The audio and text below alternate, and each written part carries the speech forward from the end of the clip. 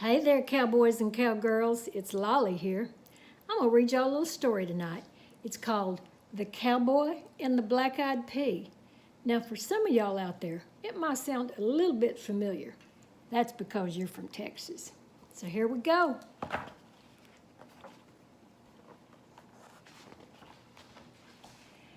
Out where coyotes serenade the moon and sagebrush graze the land, there lived a young woman of bodacious beauty. Her name was Fare Thee Well.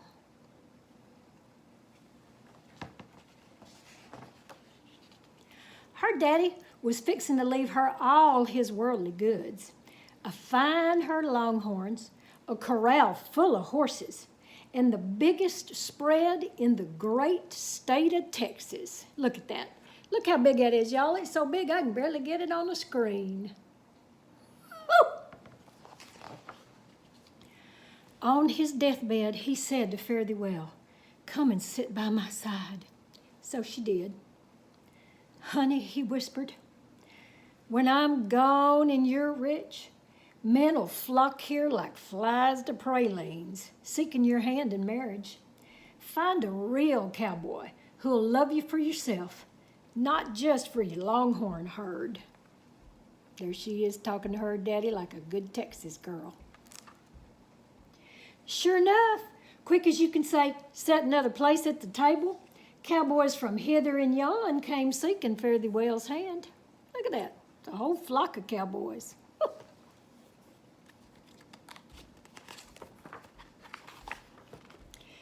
Fare Thee Well had herself a fine problem. How could she tell a real cowboy from a fake? She thought on what course to take. Then she recalled her daddy's words. A real cowboy is known for his sensitivity. At the least touch, he'll bruise like the petals of a desert rose. Knowing that, she devised a plan. Whenever a caller came to ask her for her hand, she'd slip an itty-bitty black-eyed pea beneath his saddle blanket. Then she'd send him out on the range. Should he return fresh as a Texas morning, he was a fake. A real cowboy would be sorely troubled by that pea. And again, a good Texas girl always has some black-eyed peas around. One day, such a caller rode in. He was tall as a tree, with a mustache as big as tarnation. He wore spurs the size of tambourines. "Marry me, ma'am," he said, "and I'll run this place for you." Without delay, she put him to the test. "Just ride the range today," said Fare Thee Well. "When you return, I'll give you my reply." Then, unnoticed, she slipped an itty-bitty black-eyed pea beneath his saddle blanket. The cowboy set out, mustache a-jouncing, spurs a-jingling. All day he roamed the spread that he thought would soon be his. Then he returned, fresh as a Texas morning and prideful as a rooster. Look at the size of that mustache. "Marry me, ma'am," he said, swinging down from the saddle. "No, sir," said Fare Thee Well. "You're not a real cowboy at all." "How can you tell?" he hissed, mean as a snake. "I have my ways. Adios." Well, he'd never been adios like that before. "Hogs!" he roared, stomping his feet. "I didn't want to marry you anyhow." And he cut on out of there. Took his big old mustache with him. Come daylight, another caller appeared, bristling with pistols and brag. He wore tooled leather boots, an overgrown neckerchief, and fringes galore. Real swagger clothes. "Marry me, ma'am," he said, "and I'll run this spread for you." Fare Thee Well figured he didn't know the front end of a horse from the rear. Still, she put him to the test. Look at that. Don't he look ridiculous? With the itty-bitty black-eyed pea hidden beneath his saddle, The cowboy set out, neckerchief a-flying, fringes a-flapping. At the end of the day, he returned, fresh as a Texas morning, and swelled with swagger like a horn toad. Don't he look ridiculous, too? "Marry me, ma'am," he said, swinging down from the saddle. "No, sir," said Fare Thee Well. "You're not a real cowboy at all." "How do you know?" He glared with a look hard as petrified grits. "I have my ways. Adios." Well, he'd never been adios like that before. "Beans!" he roared. "I didn't want to marry you anyhow." And he cut on out of there. Yeah, he kind of looked like he had a lot of beans, didn't he? So it was. Cowboys came and went, but none was a real cowboy. Not a one. One day, a rushing rain fell down so fast it like to float the ranch house away. In the midst of the downpour, a young man knocked at the door. Rivulets of water gushed from his boots and over the porch like quicksilver streams.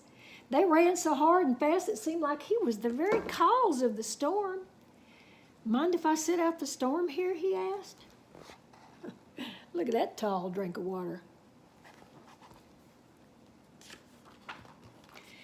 He did not ask for her hand, but something about him gave her a notion. So she said, "My longhorns don't much like rain. Would you ride out and check on them? Then come right on back." "No trouble at all," said the cowboy. While he was pouring the rain from his hat, Fare Thee Well tucked the itty-bitty black-eyed pea under his saddle blanket.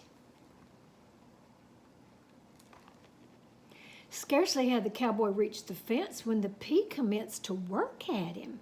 He touched the reins and headed back. He swung down and checked the saddle. Something was mighty wrong with it, but he couldn't figure what it was. "Ma'am," he called to Fare Thee Well, "I believe I need another saddle blanket." Fare Thee Well fetched another blanket. He piled it on top of the first one. Then he set out once more, already probably sopping wet. As he rode along, he twisted and twitched. The saddle squeaked and creaked. Despite his squirming, he could find no comfort. So again, the cowboy returned. "Ma'am," he called, "could you spare another saddle blanket? Something surely worked its way under my saddle, but I can't locate the culprit." Fare Thee Well fetched another blanket, which the cowboy piled on top of the others, and he set out once more, just getting soggier and soggier. Time and again, he retraced his steps. Time and again, Fare Thee Well gave him more blankets till he was sitting on no fewer than 50 saddle blankets all stacked up like flapjacks. Though the view was fine from that perch, the itty-bitty black-eyed pea was just a-working and a-rubbing and causing him no end of pain. The cowboy gritted his teeth against it. Though he sorely needed more blankets, he thought, "This time I'll not go back. I've got a job to do." And he rode out toward the herd. Look at that. He looks like he could tump over any minute. The rain kept coming down. Lightning sizzled across the sky. Then a boom of thunder spooked the longhorns something awful. They set up a fearsome bawling and cut loose like a runaway locomotive. There seemed no way to control them. The cowboy and his horse were wedged between the cattle, so of course they took off too. Look at that. That's what a genuine stampede looks like, y'all.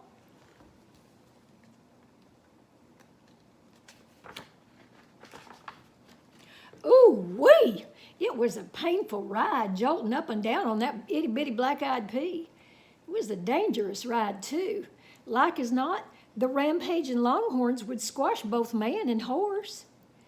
But the cowboy had a stroke of luck. Back at the ranch, Fare Thee Well had heard the thundering herd. Stampede, she thought, and she raced to slow it down. Right off, she saw the cowboy caught in the middle, high atop his flapjack pile of saddle blankets, unable to reach his stirrups. Even above the bawling cattle, she heard his groans of pain, all produced by that vexatious black-eyed pea. It hurt so, he'd like to die. Look at that. Poor old cowboy. And there she comes running up like a real cowgirl. Fare thee well lit out to save him. She cut right into the running herd. Skedaddle, she whooped. Sure enough, those longhorns skedaddled every which way, riding like the wind. Though the cowboy was saved, a more pitiful sight you've rarely seen. By now, he didn't much look like a real cowboy, but Fare thee well knew he was. Howdy, he said, attempting to smile. Howdy, said Fare thee well. You don't look so good. Fact is, ma'am, sitting on this saddle is like sitting on sheer stone. Look at that poor old cowboy. He eased down from the saddle. Fare thee well checked under the pile of blankets. I declare, she cried, fetching out something not much bigger than a flea. It's nothing at all, just this itty-bitty black-eyed pea.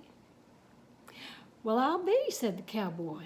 He was truly amazed. This time, Fare thee well never said adios, for soon they were married, and they set off on a wedding trip.